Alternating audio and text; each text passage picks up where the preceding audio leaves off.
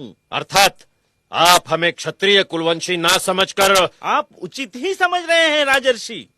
जब तक सर्वशक्तिमान पुरोहित वर्ग आपको क्षत्रिय होने की मान्यता नहीं देता, तब तक। नारायण भट्ट, धर्मानुसार ब्राह्मण श्रेष्ठ है महाराज, और मैं अपने ब्राह्मण धर्म का यथावत पालन कर रहा हूँ। जब तक आपको क्षत्रिय होने की मान्यता नहीं मिल जाती, तब तक आप मेरे लिए शूद्र समान ही हैं। मैं क्या हूँ और क्या नहीं, ये तुम मुझे बताओगे? मैं ठुकराता हूँ तुम्हारे नीति नियमों को, तुम्हारे चातुर्वर्ण के षड्यंत्र को।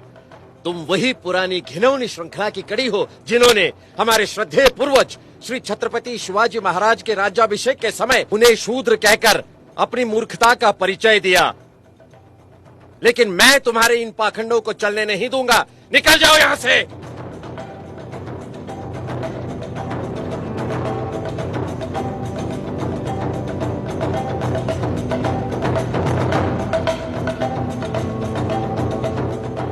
जहां राजा के साथ इस तरह का व्यवहार होता है, तो सामान्य जनों का क्या?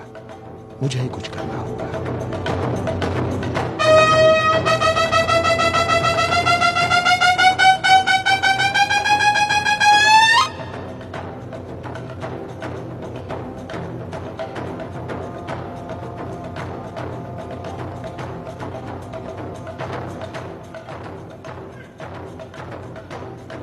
वर्णवाद ने हमें ही अपमानित किया है। हमारे साथ ब्राह्मण वर्ग का व्यवहार दुर्भावनापूर्ण है। जब हमारे साथ ही दुर्व्यवहार हो रहा है, तो प्रजा को न जाने क्या क्या कष्ट झेलने पड़ते होंगे। कुलकर्णी किसानों से जबरन पैसा वसूल करते हैं। वो किसानों का शोषण समाप्त करने के लिए हम कुलकर्णी प्रथा के बजाय पटवारियों की नियुक्ति करते हैं। हम ऐलान करते हैं कि राजकोष से कोई भी इनाम या उपहार ब्राह्मण वर्ग को नहीं दिया जाएगा। हमारे राज्य में सरकारी दफ्तरों में पिछड़ी जाति तथा निर्बल वर्ग को 50% आरक्षण लागू किया जाएगा तथा प्रत्येक देहात में प्राइमरी स्कूल खोला जाएगा। निम्न वर्ग के लोगों के लिए शिक्षा का व्यापक प्रसार किया जाएगा। मुस्लिम प्रजाजन शिक्षित बने, इसलिए हम स्वतंत्र रूप से मुस्लिम शिक्षा समिति गठित कर रहे हैं। कोल्हापुर रियासत का प्रशासन बहुजन कल्याण के लिए वचनबद्ध है।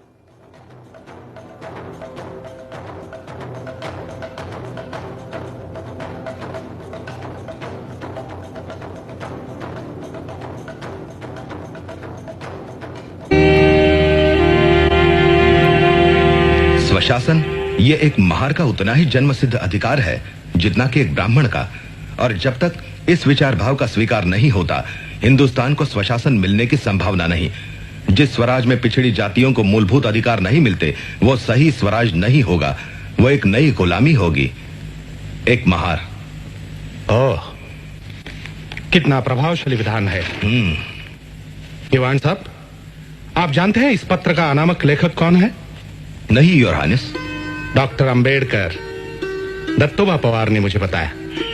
डॉक्टर अंबेडकर एक पाक्षिक पत्रिका शुरू कर रहे हैं और उन्हें कुछ मदद की जरूरत है। हाँ योर हाइनेस, मैं मानता हूँ कि आप वर्ण व्यवस्था की अनिष्ट प्रथा को मिटाने और नीची जाति वालों को ब्राह्मणों और पुजारियों के अन्याय से मुक्त कराने की जो कोशिश कर रहे हैं, वो है तो बहुत साहसपूर्ण। फिर भी हमें जल्दबाजी नहीं करनी चाहिए। नहीं दीवान साहब, हमें हर तरह से डॉक्टर अंबेडकर का उत्साह बढ़ाना चाहिए, हर तरह से। हम मदद करेंगे उनके पाक्षिक मूक नायक की।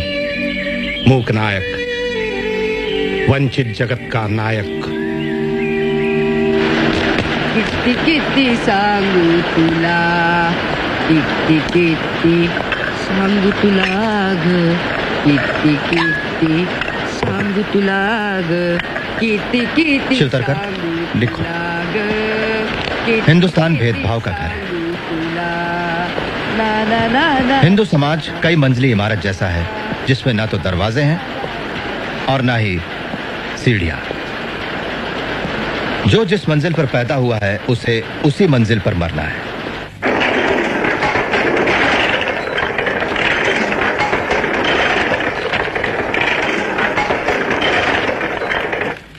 इस मानगांव परिषद ने मुझे विश्वास दिलाया है कि आपको अंबेडकर के रूप में अपना उद्धारक मिल गया। मुझे भरोसा है ये आपकी बेड़ियां तोड़ डालेंगे।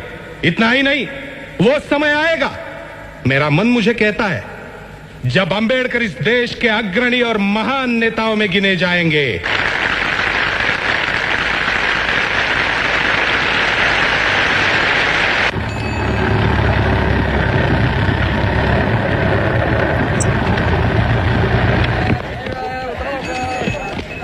अंबेडकर, ओ अंबेडकर, रमा, कौन हो सकता है? ओ अंबेडकर। लगता है शाहू महाराज हैं।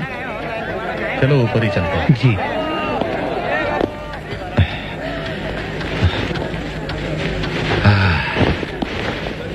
नमस्ते महाराज, बैठिए। अंबेडकर, हाँ, एक कप तुम्हारी स्पेशल चाय मिलेगी बहन रमाबाई। रामू, चाय। ये बात बिल्कुल सच है कि हर महान आदमी के पीछे एक स्त्री होती है, रमा बहन जैसी। तुम भाग्यशाली हो अंबेडकर। हाँ, हाँ, पढ़ाई के लिए लंदन जा रहे हो ना? मेरी छोटी सी भेंट, खोलिए उसे। धन्यवाद। बहुत अच्छे। तो चले, मूकना है कॉफी जो जाना है।